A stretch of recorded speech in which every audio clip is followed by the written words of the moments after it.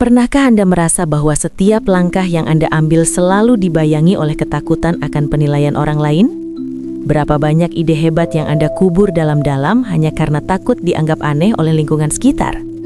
Atau berapa malam yang Anda habiskan dengan memutar ulang satu percakapan di kepala, mencemaskan bagaimana opini mereka terhadap Anda?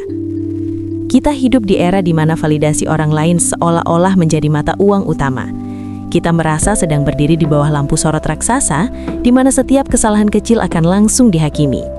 Tanpa sadar, kita telah menjadi tawanan dari pikiran orang lain, orang-orang yang bahkan mungkin tidak benar-benar peduli pada kita.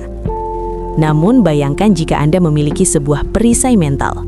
Kekuatan yang membuat kata-kata pedas, tatapan sinis, atau jempol ke bawah di media sosial tidak lagi mampu menyentuh kedamaian batin Anda. Itulah yang ditawarkan oleh stoikisme melalui seni tidak peduli. Ini bukan tentang menjadi orang yang kasar, dingin, atau antisosial. Ini adalah tentang kebijaksanaan untuk memilah mana yang layak mendapatkan perhatian Anda dan mana yang hanya sampah visual bagi jiwa Anda.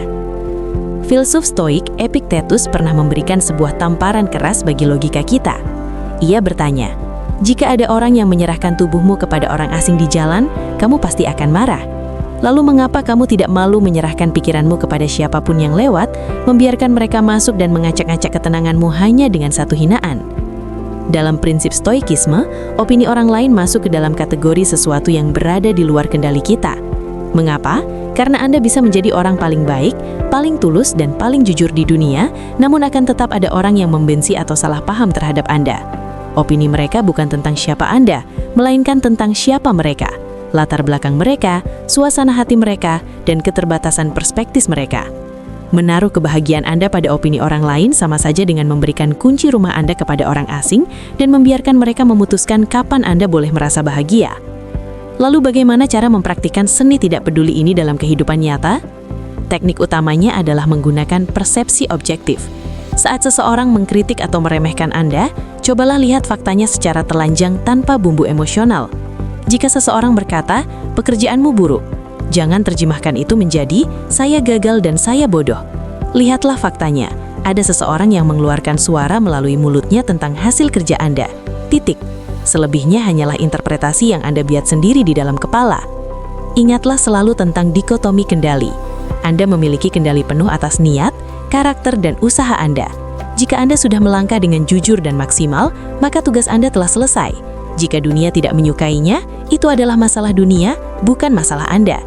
Anda tidak bertanggung jawab atas ketidaktahuan atau ekspektasi orang lain yang tidak masuk akal. Seni tidak peduli sebenarnya adalah bentuk cinta diri yang paling murni. Saat Anda berhenti mencari validasi dari luar, Anda akan mulai menemukan kekuatan dari dalam. Anda akan memiliki lebih banyak energi untuk berkarya, lebih banyak ruang untuk bersyukur, dan lebih banyak keberanian untuk menjadi diri sendiri. Dunia tidak membutuhkan satu orang lagi yang hanya sekedar ikut-ikutan karena takut dikritik. Dunia membutuhkan Anda yang otentik, yang tetap tegak berdiri meski badai opini menerjang. Mulai hari ini, berhentilah hidup di dalam pikiran orang lain. Hidup ini terlalu singkat untuk dihabiskan untuk mencoba menyenangkan semua orang, sebuah misi yang mustahil untuk dimenangkan. Jadilah tuan atas pikiran Anda sendiri. Seperti pesan Marcus Aurelius, sangat sedikit yang dibutuhkan untuk membuat hidup yang bahagia, itu semua ada di dalam dirimu, dalam cara berpikirmu. Belajarlah untuk menutup telinga dari kebisingan yang tidak perlu, agar Anda bisa mendengar suara hati Anda sendiri dengan lebih jelas. Tetaplah teguh, tetaplah bebas, dan jadilah sosok yang tak tergoyahkan.